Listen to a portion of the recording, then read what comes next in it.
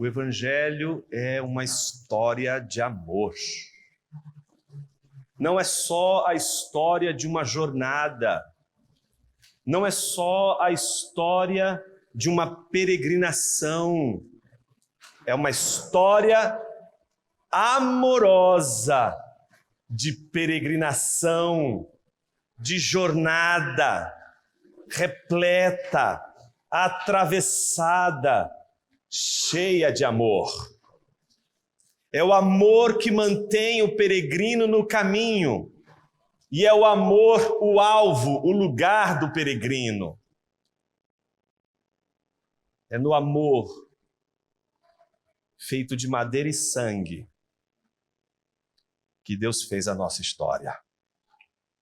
Quero convidar você a abrir a sua Bíblia em João, capítulo de número 14. Vamos voltar à cena em que Jesus, depois de dispensar o traidor, e momentos antes de ser traído no jardim e enfrentar a maior de todas as dores, que é a dor da cruz, Jesus falou aos seus discípulos. Como vimos na última semana, ele acolheu os discípulos com uma mensagem de consolo, dizendo que estaria indo para um lugar onde eles não poderiam estar, mas prepararia um lugar para os seus discípulos, porque o lugar onde ele estava indo era o lugar onde o Pai tinha muitas e tem muitas moradas. Nós vimos na semana passada como Jesus nos oferece o caminho para habitar a morada divina. Hoje, nós vamos ver o caminho que Cristo nos mostrou para o Pai, o Filho e o Espírito habitarem a sua morada. Vamos fazer a leitura do texto. João, capítulo de número 14, versículos 15 a 24. Diz assim a palavra de Deus: Se vocês me amam, guardarão os meus mandamentos. E eu pedirei ao Pai, e Ele lhes dará outro Consolador, a fim de que esteja com vocês para sempre. É o Espírito da verdade, que o mundo não pode receber, porque não o vê nem o conhece. Vocês o conhecem, porque Ele habita com vocês e estará com vocês. Não deixarei que fiquem órfãos, voltarei para junto de vocês. Mais um pouco e o mundo não me verá mais, vocês, no entanto, me verão, porque eu vivo, vocês também viverão naquele dia. Vocês saberão que eu estou em meu Pai, que vocês estão em mim e que eu estou em vocês. Aquele que tem os meus mandamentos e os guarda, esse é o que me ama, e aquele que me ama será amado por meu Pai, e eu também o amarei e me manifestarei a ele. Então Judas, não Iscariotes, disse a Jesus: Por que razão o Senhor se manifestará a nós e não ao mundo? Se alguém me ama, guardará a minha palavra, e o meu Pai o amará, e viremos para ele, e faremos nele morada. Quem não me ama, não guarda as minhas palavras, e a palavra que vocês estão ouvindo não é minha, mas do Pai que me enviou. Oremos uma vez mais. Senhor Deus, fale conosco através de Tua palavra. Atinge a nossa mente, mas também o nosso coração, para que as nossas mãos e os nossos pés Te obedeçam.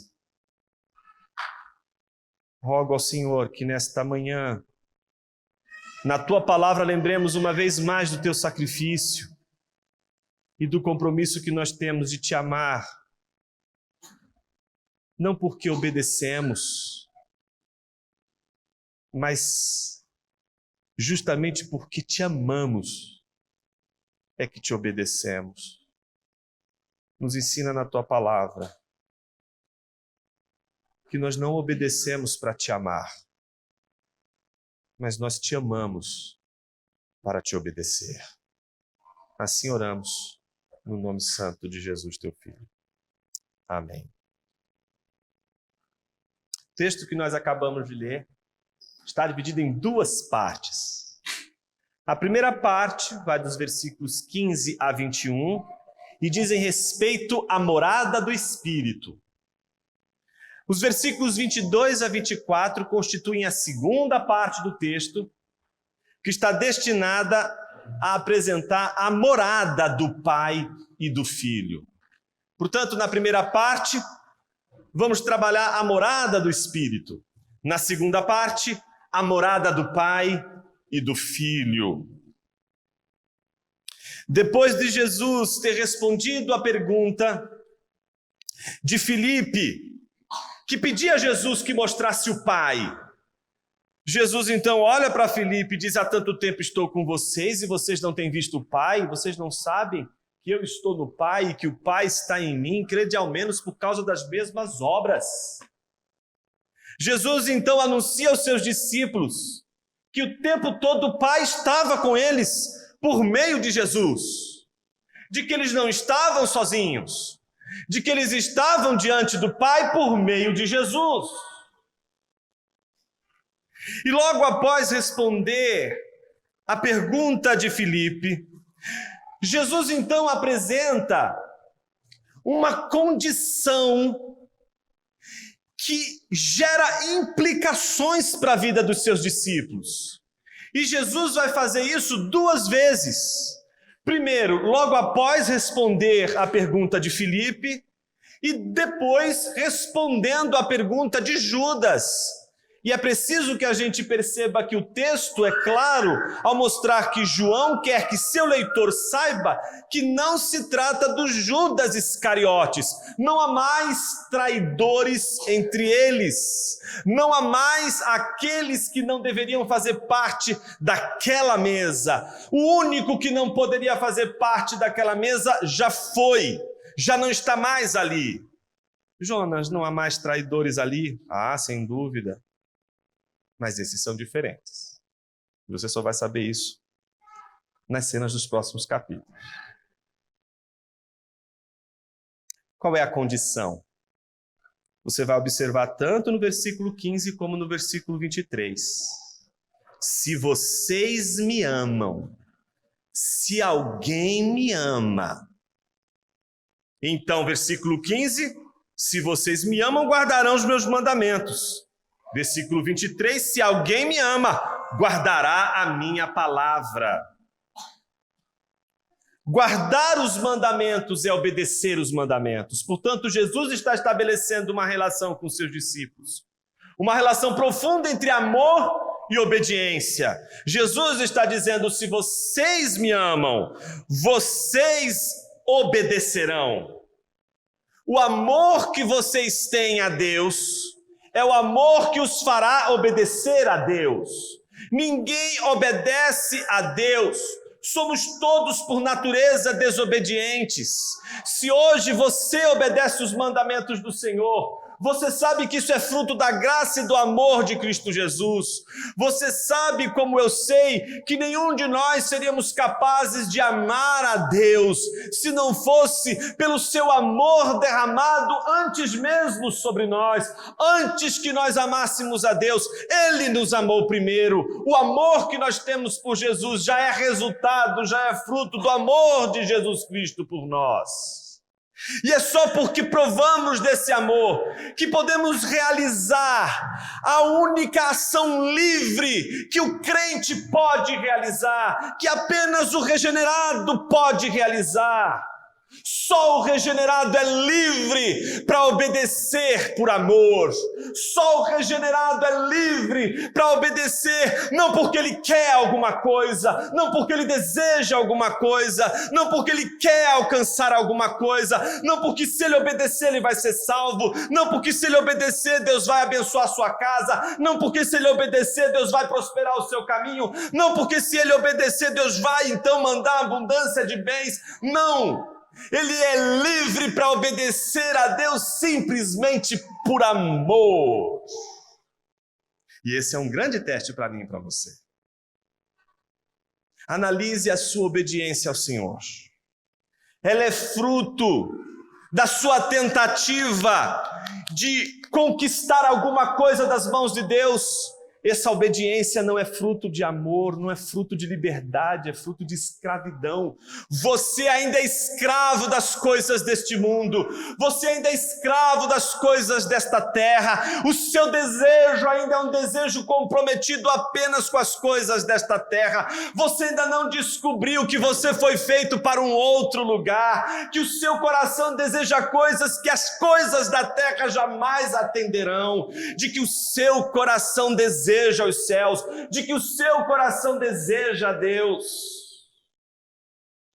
Mas enquanto somos cegos por causa dos nossos pecados, dos nossos delitos, enquanto não somos transformados pela graça de Deus, não conseguimos entender o que é amar a Deus por nada.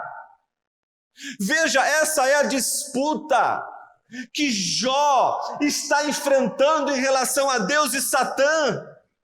Satã diz para Deus que Deus jamais vai poder provar a luz de Jó, que Jó o ama por nada.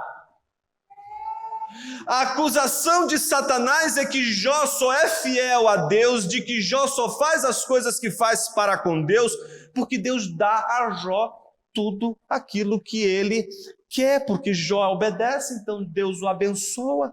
Então Satanás está dizendo: experimenta não abençoá-lo, e você vai ver que ele vai blasfemar contra ti. Jó é a prova de que os seres humanos podem amar a Deus por nada.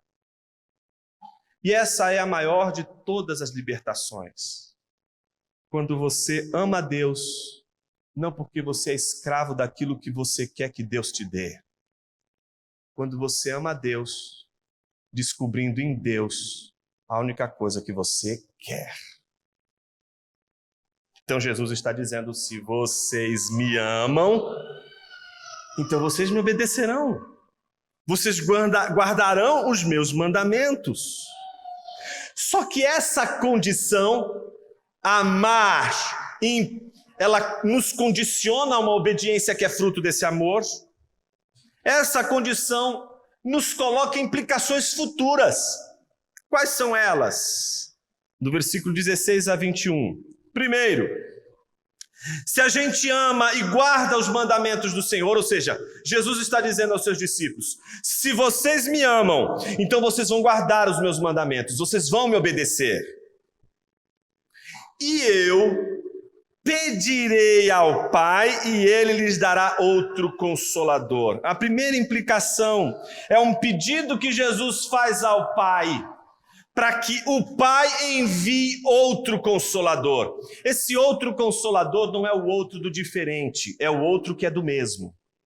A gente pode usar o outro tanto para se referir a uma coisa que é completamente distinta, ou a uma outra coisa que é exatamente do mesmo tipo. Ela é só outro tipo. Então o que João está dizendo não é que Jesus está pedindo para que o Pai envie um Consolador, mas que o Pai envie outro Consolador, porque eles já têm uma experiência de consolação, eles já estão sendo consolados, eles já têm a vivência com o Consolador, e o Consolador é aquele que na hora em que está sendo traído, na hora que sabe que chegou o momento do seu maior sacrifício, que poderia esperar dos seus consolo, não recebe consolo dos seus, mas oferece o consolo que ele mesmo poderia receber dos seus e não recebe. Aquele que está para passar a maior de todas as angústias, está olhando para o coração angustiado dos discípulos e consolando eles. Ele é o consolador dos discípulos. Jesus consola os seus discípulos. Jesus é aquele que, portanto, consola, mas que ao mesmo tempo vai pedir ao Pai um outro consolador. Por que Jesus vai pedir ao Pai um outro consolador? Porque Jesus está dizendo a eles: se vocês me amam, vocês vão guardar os meus mandamentos. Essa é a prova, esse é o testemunho de que vocês amam, a obediência.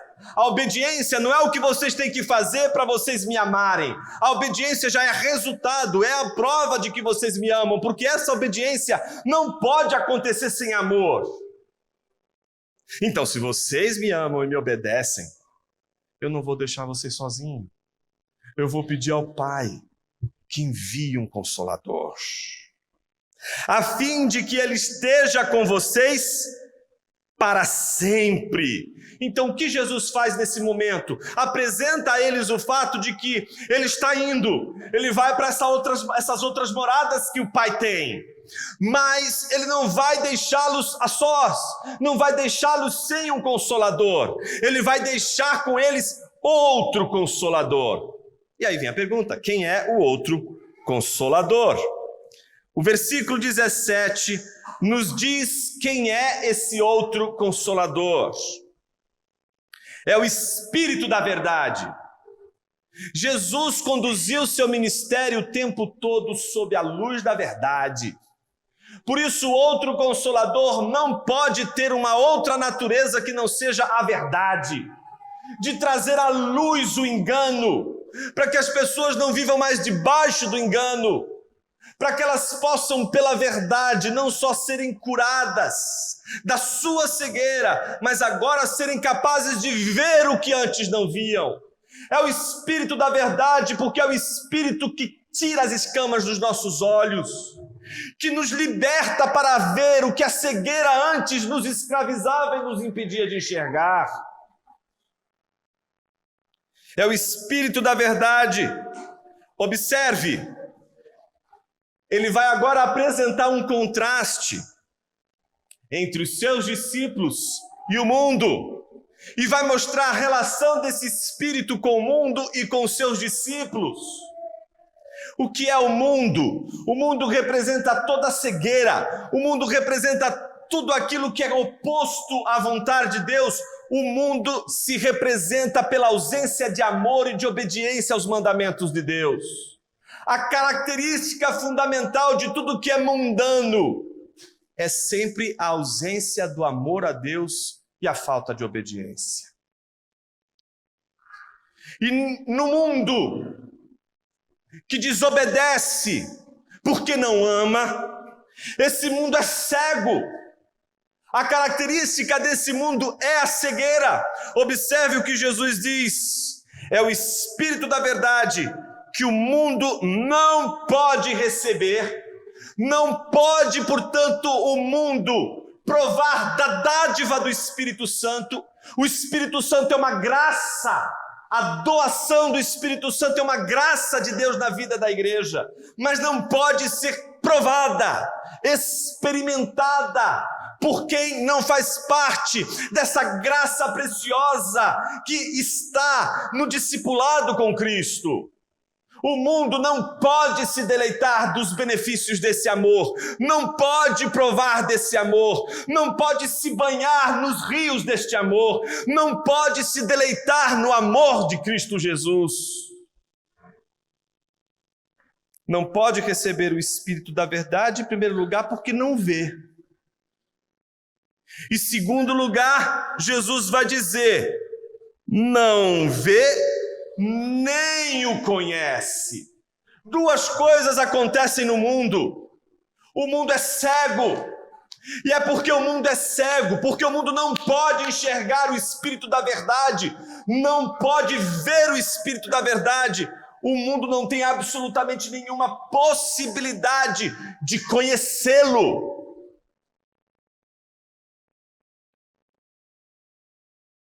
No entanto, Jesus contrasta a experiência da dádiva do Espírito Na realidade dos discípulos, ele contrasta dizendo exatamente o oposto. Se no mundo o que impera é a ausência de amor e a desobediência que provoca a cegueira e a ignorância com relação à obra do Espírito, o mesmo não acontece na vida dos discípulos. Mas alguém poderia perguntar, mas algum discípulo vê o Espírito Santo? Observe, Jesus não diz, vocês o veem. Ele não diz isso. O que Jesus diz é, vocês o conhecem. Jesus não está dizendo que a diferença entre o mundo e os seus discípulos é porque um vê e o outro não vê. Os dois não veem. Os dois não enxergam. Os dois não conseguem ver com seus próprios olhos. Os dois não conseguem enxergar com seus próprios olhos. Ninguém tem olhos para ver o Espírito de Deus. Mas então onde está a diferença? A diferença não está em ver. A diferença está em conhecer. O mundo não conhece o Espírito de Deus. Mas os discípulos sim, eles sim conhecem o Espírito de Deus. E a grande pergunta que nos vem, como eles poderiam conhecer o Espírito se eles não veem?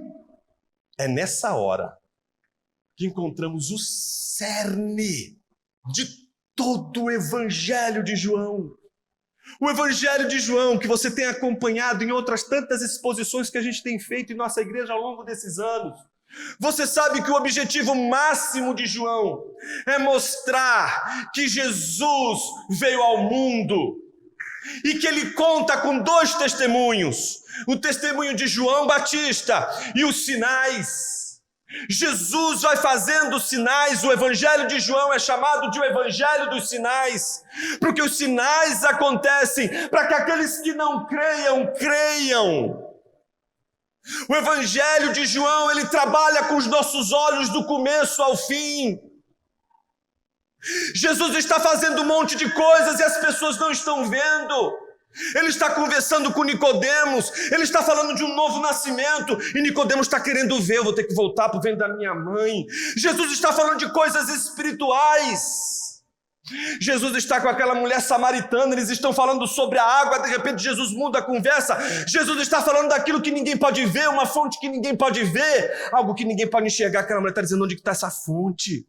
Jesus está dizendo falando coisas que a gente não vê. Jesus está fazendo sinais para que as pessoas possam, através dos sinais, dizer, ele é o Filho de Deus. Até o seu discípulo, no final da jornada, só vai acreditar se colocar o dedo nas chagas de Jesus. Eu preciso ver as chagas de Jesus, porque se eu não vir as chagas de Jesus, eu não vou crer. E Jesus prontamente oferece suas chagas. Os sinais estão dados, o Evangelho de João está aí para que Jesus possa ser visto e crido por meio dos sinais. Mas não se esqueçam o que Jesus diz a Tomé. Tudo isso você disse porque você viu, bem-aventurado, ou bem-aventurados são aqueles que creram e não viram. O discipulado não é marcado pelo que a gente vê, é marcado pelo que a gente conhece. Nem todo conhecimento é fruto daquilo que a gente vê. Aliás, essa mania que a gente tem de acreditar que a gente só pode conhecer as coisas que a gente vê, ela é uma maneira muito complicada. Uma pessoa que diz, olha, não posso ver, eu só acredito naquilo que eu vejo, é só você dizer para ela, não vejo o seu cérebro. Nem por isso não existe ali um cérebro. Essa mania que a gente tem de, eu tenho que ver. Mas o que o Evangelho está ensinando, que a gente não precisa ver, a gente precisa conhecer. Porque os nossos olhos nos enganam. A gente pode olhar e achar uma coisa quando na verdade é outra. A gente pode ver apenas um bebê numa família muito pobre, numa situação precária, deitado numa manjedoura, num lugar onde animais se reúnem para comer. No entanto, quem está deitado naquela manjedoura é o Rei do Universo. Você entende? As categorias do Evangelho são essas categorias que fazem você olhar para as coisas e, de repente, é um bebê numa manjedoura, que situação precária. Mas, ao mesmo tempo, esse bebê é o Rei do Universo. Ele deitado naquela manjedoura está fazendo o que nenhum imperador, governador, estadista fez em qualquer época dessa história do mundo. Ele deitado naquela manjedoura governava os céus e as estrelas, governava tudo ao nosso redor. O Evangelho não é sobre o que você vê, é sobre o que você conhece. E a minha pergunta para você nessa manhã não é se você vê, é se você conhece Jesus. Observe, Jesus não apenas diz que a diferença está no conhecimento, mas ele vai dizer a fonte do conhecimento. Qual é a fonte do conhecimento? Vocês o conhecem, porque ele habita com vocês e estará em vocês. Esse é o milagre do Evangelho. É Deus conosco e em nós. Tente entender isso. Você vai ficar doidinho. Tente negar. E você vai perder seu coração e sua alma. Porque o Evangelho é sobre Deus conosco e Deus em nós. Como isso acontece? Primeira coisa importante. Antes da gente ir adiante, João tem um jeito de escrever que, se a gente perde de vista esse jeito, a gente acha que ele está falando do presente. Porque ele está usando as palavras do presente, as frases estão no presente, elas estão, portanto, agora, acontecendo agora, exatamente na conjugação em que ele vai fazendo ali. Mas o recurso que ele está usando é um recurso retórico para falar no presente de algo que ainda vai acontecer. E ele faz isso sempre colocando o presente junto com o futuro ao mesmo tempo. É um jeito, é a retórica de João. Ele faz isso o tempo todo. E um dos momentos em que ele faz isso, que é de uma importância cabal, é exatamente esse. Veja, ele vai dizendo: se vocês me amam, guardarão meus mandamentos. E eu, pedirei ao Pai, e Ele lhes dará outro Consolador, a fim de que esteja... Ele está ainda falando disso que vai acontecer lá na frente, mas agora, a fim de que esteja com vocês para sempre. É o Espírito que este mundo não pode receber, porque não o vê nem o conhece. Vocês o conhecem, porque Ele habita com vocês e estará com vocês. Ele está falando de algo que não está acontecendo naquele exato momento. Ele está falando de algo que vai acontecer, como se estivesse acontecendo naquele momento. Isso só vai acontecer quando Jesus de fato deixá-los e pedir ao Pai e o Consolador chegar, e esse Consolador tomar sua igreja, e essa igreja for possuída pelo Espírito de Deus.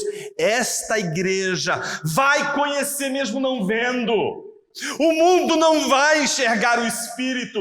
O máximo que o mundo vai ver é a igreja. O máximo que o mundo vai ver é o que o Espírito está fazendo na igreja. E o que a igreja vai fazer é nada mais, nada menos do que experimentar essa realidade de um Cristo que não deixaria a sua igreja sem um Consolador. Um Cristo que não deixaria a sua igreja sem aquela sensação de que estamos peregrinando solitariamente. O Espírito é o Consolador que Deus deu para a igreja, para que a igreja, na sua jornada aos céus, nunca chegue à conclusão de que se está fazendo a peregrinação solitariamente. Você que crê em Cristo Jesus nunca estará sozinho no mundo. Em nenhum momento da sua vida, em nenhuma situação da sua jornada, Deus estará ausente. E quem fará, às vezes, de trazer toda a evidência que você precisa para saber que Deus está com você, é justamente aquele que torna clara a presença de Deus sem que você veja.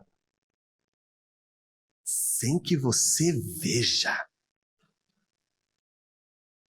Veja como Jesus reforça isso. Não deixarei que fiquem órfãos. Quando é que as pessoas ficam órfãos? Órfãs. Quando elas perdem seus pais, certo?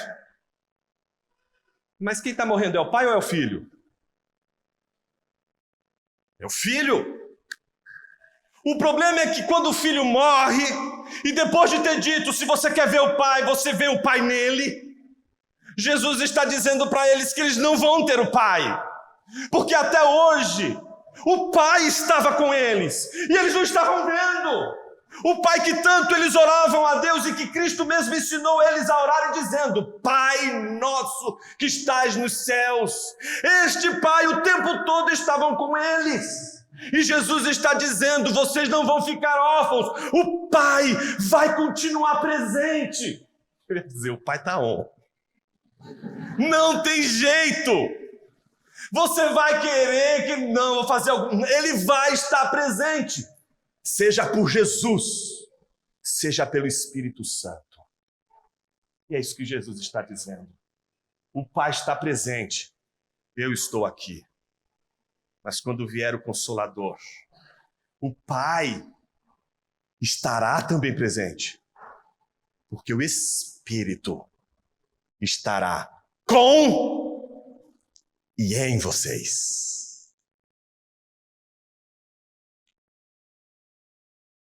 Voltarei para junto de vocês. Mais um pouco e o mundo não me verá mais. Como isso acontece? Se você prestar atenção no texto, e já sabendo da retórica de João, do jeito dele falar do futuro, como se estivesse, não é, acontecendo agora, você sabe que esse voltarei para junto de vocês já não é mais a morada celestial. Isso ele já falou lá atrás. Esse voltarei é porque depois dessa conversa que ele está tendo com os discípulos ali, e ele disser, chegou a hora, vamos embora, e ele sair, e começa a traição, toda aquela via crucis até a sua morte, ele vai ressuscitar. E ele voltará para eles. Ele não vai se apresentar aos imperadores, ele não vai se apresentar ao mundo, ele vai se apresentar aos seus discípulos. Ele voltará agora apenas para os seus discípulos, e ele está dizendo, eu voltarei para vocês. Mais um pouco e o mundo não me verá mais. Ou seja, daqui a pouquinho eu vou morrer, e o mundo que me vê, o mundo que me enxerga, o mundo que me odeia e me desobedece, que não guarda os meus mandamentos, o mundo para o qual eu vim, o mundo que foi feito por intermédio de minhas mãos, que era meu, este mundo que me desobedece, vai me ver até um pouquinho, mas depois o mundo não me verá mais. Vocês, no entanto, me verão. Óbvio. Jesus vai ressuscitar dentre os mortos e vai se encontrar com seus discípulos. Vai encontrar com seus discípulos mais uma vez estonteados, como todo discípulo de Jesus, que anda somente observando os fatos. É o peregrino positivista. Eu só quero ver os fatos. Me mostra os fatos. Só consegue enxergar os fatos, quer ver as coisas acontecendo e perde de vista a glória de Deus acontecendo para além dos nossos olhos. Jesus volta, está diante dos seus discípulos completamente desolados. E ele vem novamente para dizer, poxa vida, eu acabei de falar para vocês. Eu voltei, estou aqui de novo. Lembra que eu falei lá naquele jantar lá? Que o Judas foi embora e que eu disse todas aquelas coisas para vocês, que eu estou dizendo para vocês. Eu vim aqui, estou vendo vocês agora. É disso que João está falando. Vocês, no entanto, me verão. E Jesus vai dizer logo em seguida, porque eu vivo, vocês também viverão. Ou seja, observe mais uma vez o jeitão de João, falando do presente, mas é de algo que está acontecendo lá na frente. Jesus está dizendo, vocês achavam que eu estava morto. É como se ele estivesse dizendo, vocês vão achar que eu estou morto. Mas eu vivo, e é porque eu ressuscitei dentre os mortos que vocês viverão. A morte não dará a última palavra também na vida de vocês. Vocês também um dia morrerão. Vocês também passarão desta vida para outra. Mas ainda assim, vocês viverão, porque a morte não mais terá domínio sobre vocês. Naquele dia, que dia? É o dia da ressurreição. Naquele dia da ressurreição dos mortos, vocês saberão que eu estou no Pai, que vocês estão em mim e que eu estou em vocês. A história da redenção, a história do Evangelho é uma história de amor. Aquele que tem os meus mandamentos e os guarda, esse é o que me ama. E aquele que me ama será amado por meu Pai, e eu também o amarei e me manifestarei a ele. Observe o que Jesus está dizendo. A ressurreição vai ser o sinal mais poderoso para que vocês creiam que eu estou no Pai, que o Pai está em mim, que vocês estão em mim, que eu estou em vocês. Não somente isso. Aqueles que guardam os mandamentos só guardam porque amam. E porque amam o Filho, serão amados pelo Pai. Olha que encontro de amores. Olha como todos os amores se encontram. Não tem como você amar o Filho e não ser amado pelo Pai. Não tem como o Filho te amar e o Pai não te amar. Não tem como isso acontecer. Quando você ama Jesus, a Trindade inteira está te amando. A Trindade inteira está envolvida nesse laço de amor. E esse laço não é só o laço de alguém que está presente, está com, é o laço da união. É o laço que une o discípulo ao Senhor Jesus. Só que quando você se une a Jesus, você não se une apenas a Jesus. Ao se unir a Jesus, você se une também ao Pai. O amor de Jesus é sempre um amor que transborda. É sempre um amor que vai transbordar e vai se espalhar por todos os lados. Só que Jesus diz uma frase no final que o crente positivista fica esquisito nessa hora. Ele diz assim: e eu também o amarei e me manifestarei a ele. Ei, tudo isso eu sei sem estar vendo. Sem ver nada disso. Mas eu vou me manifestar a ele. Na mesma hora, Judas, cuidado, não é o Iscariotes, diz a Jesus: por que razão o Senhor se manifestará a nós e não ao mundo? E você vai ver a segunda parte do texto. Se a primeira parte é a primeira parte que conclui com Jesus dizendo que o Espírito de Deus não apenas estará conosco, mas habitará em nós, habitará os seus discípulos. Agora você vai ver Jesus argumentando que não só o Espírito, mas Ele e o Pai estarão com os discípulos e habitarão os discípulos. Os discípulos serão a morada do Pai e do Filho. Observe. Por que razão o Senhor se manifestará a nós e não ao mundo? Imagine que Judas aqui, ele é um discípulo de Jesus que está esperando que Jesus seja o Messias. Eles têm uma visão de um Jesus que vai chegar chutando tudo e dizendo: agora vamos pôr ordem nessa bagunça aqui, eu que sou o imperador disso aqui. Então eu estou esperando isso acontecer. Então por isso que eles não estão entendendo. Como assim? A gente estava esperando um reino que ia chegar agora e ia manifestar tudo de vez. Acabar com tudo isso aqui, vai resolver tudo de vez. Então, era o contrário que a gente estava esperando. A gente estava esperando que o Senhor se revelasse agora para todo mundo e dissesse: eu sou o Messias, me obedeçam agora. E o Senhor está dizendo que o Senhor não vai se manifestar ao mundo? Não faz sentido o Senhor não se manifestar a Roma. Não faz sentido o Senhor não voltar agora para Roma e dizer: vocês achavam que tinham me vencido, mas agora sou eu que vou me vingar de todos vocês. Não. Jesus vai olhar para ele e repetir, como se Judas, que representa todos os outros discípulos, não estivesse entendendo ainda o que Jesus estava dizendo. o que é mais glorioso para um discípulo do que isto que Jesus vai dizer? Se alguém me ama, guardará a minha palavra. Essa é a condição. Se alguém ama, vai obedecer a palavra de Jesus. Mas quais as implicações disso? Mais uma vez, Jesus não só dá a condição, mas mostra o que acontece em decorrência dessa condição. Mais uma vez, o Pai entra na jogada. Só que dessa vez ele não vai orar ao Pai pedindo algo para que o Pai dê. Agora, ele e o Pai serão a dádiva para os seus discípulos. Observe a beleza deste texto. Se alguém me ama, guardará a minha palavra. E o meu Pai o amará. Imagina para alguém que está dizendo assim: Senhor, mostra-nos o Pai. Todo mundo ali está ansiando pelo Pai. Todo mundo ali só quer ver o Pai. Jesus agora está dizendo para eles que o Pai o amará. Aquele discípulo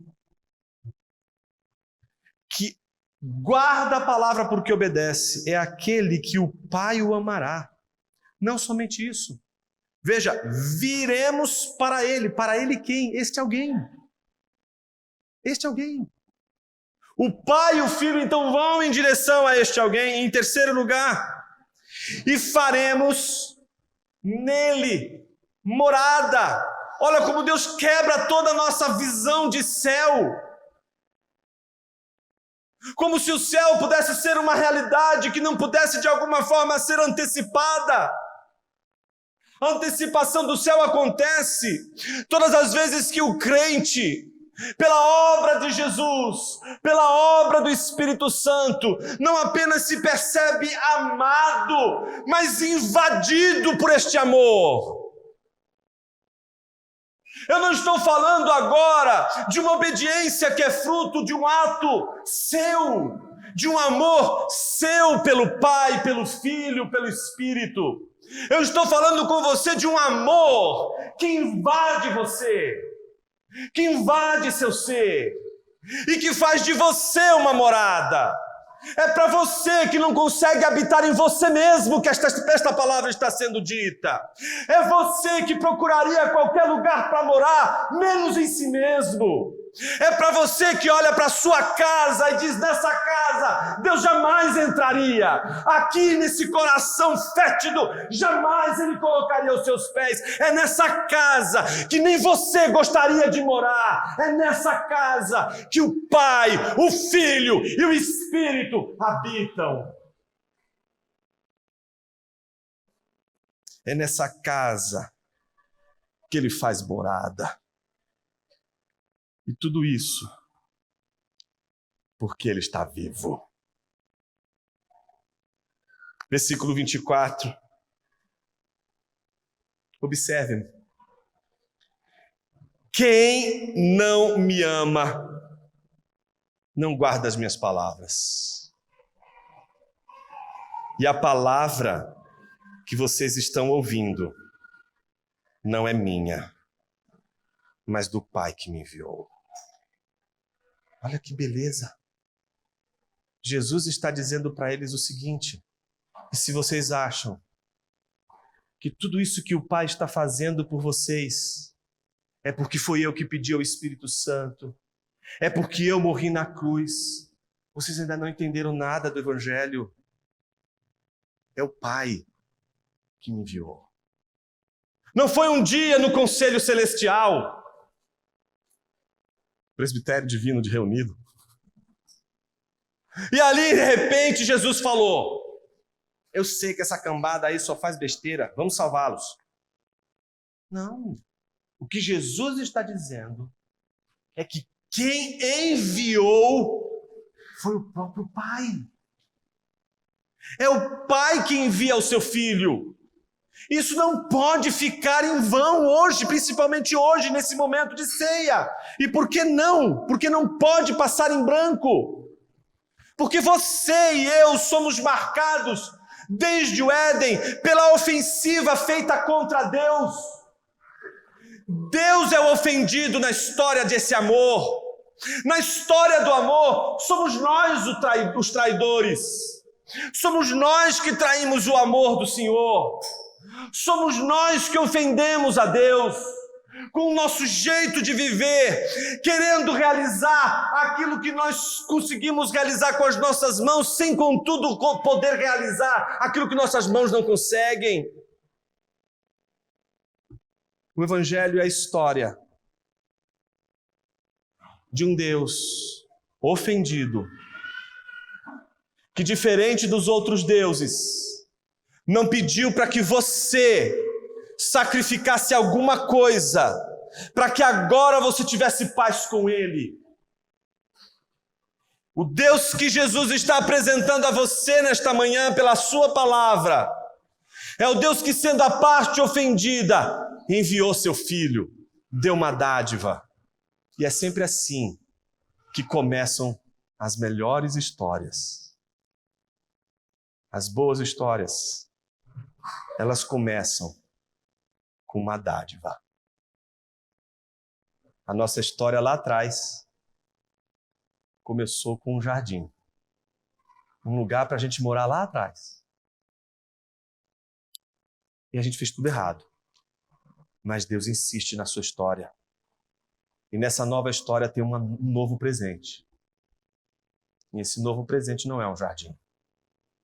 Esse presente é uma cruz. Esse presente é Jesus, morto no madeiro, para que você pudesse encontrá-lo quando os seus olhos não veem. Para que você pudesse sentir sua presença, mesmo depois de ele assunto aos céus, por não deixar você sem a poderosa presença do Espírito Santo. Eu sei que tem alguns irmãos que tiveram experiências no universo pentecostal, neopentecostal, e alguns tiveram experiências com manifestações do Espírito, dom de línguas, essa coisa toda. Espere, se você ainda não provou, a coisa mais deliciosa desta vida, que não é o que você fala, não é o que você diz, mas o que o Espírito faz aqui, ó. Por isso a minha pergunta para você é: o que Deus está fazendo aqui por meio do Espírito para que você saiba que você está nele e ele em você? Se o Espírito está aí, ele não vai deixar você do jeitinho que você quer ficar. Se o Espírito está aí, ele vai lutar com você. E você sabe que você não vai vencer. Porque ele está ali trabalhando naquilo que você não quer, para te dar aquilo que você quer e não sabe que quer. A vida com o Espírito é a vida em que a gente descobre o que realmente a gente quer. E que a gente não sabe, justamente nas coisas que a gente julga que a gente quer. Eu quero tanto isso, Senhor. E Deus está dizendo: não, filho, você não quer isso. Você acha que quer isso. Você acha que quer um casamento, você acha que quer uma casa própria, você acha que quer um carro, você acha que você quer um emprego, você acha que você quer dinheiro, você acha que você quer a cura de uma enfermidade, mas o que realmente você quer é a presença, é a plenitude, porque a plenitude, quando está ali, seja na pobreza, seja na riqueza, seja na fartura, seja na falta, seja na doença, seja até na morte, essa plenitude lhe dá a paz que o mundo não conhece, porque não obedece os mandamentos do Senhor, porque não ama o seu Senhor. É dessa plenitude que eu te falo nessa manhã. É dessa plenitude que faz você dobrar os seus joelhos para orar, não para pedir alguma coisa para o Senhor, não para pedir um milagre do Senhor, mas ser invadido por essa presença que te traz paz e plenitude. Esse momento que você gasta com Deus, seja você separando, procurando a sua figueira, seu lugar de trabalho onde você tem ali o cantinho que você vai orar, ou na sua casa, ou indo para um canto, seja numa praça, seja qual for o lugar, esse lugar é o pedacinho do céu, é a morada onde Jesus estará ali com você por meio da presença do Espírito Santo. Todas as vezes que você disser: Senhor, eu não me dou conta, as coisas não me sustentam, meu trabalho não me sustenta, meu dinheiro não me sustenta, minha saúde não me sustenta, mas o Senhor me sustenta. E aí você prova o gozo celestial da presença de Deus. Como é que você vai desejar o céu, se aquilo que mais você vai encontrar no céu, que é a Trindade, você só prova nesses momentos? Quando foi a última vez que você se pegou entregue, derramado na presença do Senhor, tomado pelo Espírito de Deus, com uma alegria que você não consegue expressar? O Evangelho não é uma história de como você vai fazer parte do exército de Deus para destruir o inimigo. A história da redenção é uma história de como a gente encontra o verdadeiro amor da nossa vida. O verdadeiro amor da sua vida. É uma história de amor.